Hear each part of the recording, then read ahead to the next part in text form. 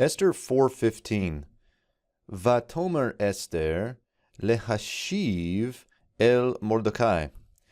Now, in 4:15, this is interesting. We actually have a very similar construction. Well, it's nearly identical to the beginning of verse 13, except we have the subject changed around. We have the subject flip-flopped to where now Esther is the one who is returning a message to Mordecai. So it's just a little bit backwards of what we did at the beginning of 4:13. So you might could go back and watch that and get some pointers too. But let's do it here.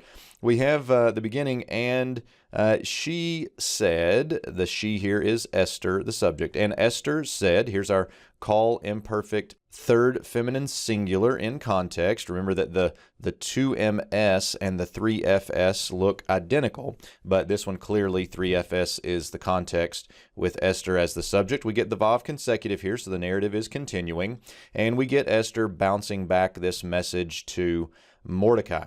We have in the next lehashiv, we have the hifil. This is the infinitive construct of shuv. Notice here that in the hifil, this OU vowel of the hollow root becomes the hirik yod of the hifil. And then we also have that hey preformative of the hifil.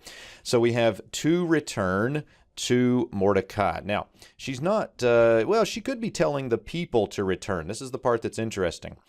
We've got some messengers here, apparently, that are going back and forth. So we could say something like this, and Esther said, and then add a prepositional phrase right here, to the messengers, would say. That's one way to kind of iron this out. Another way to iron this out would be, and Esther said, to return, and then we add here a report and add in the object or the thing that she is returning to Mordecai. So like in Esther 4:13, we have some information missing, and you could iron this out in a few different ways. Either the messengers she's speaking to and they are the ones returning, or she's saying in generally for somebody to send this report back to Mordecai.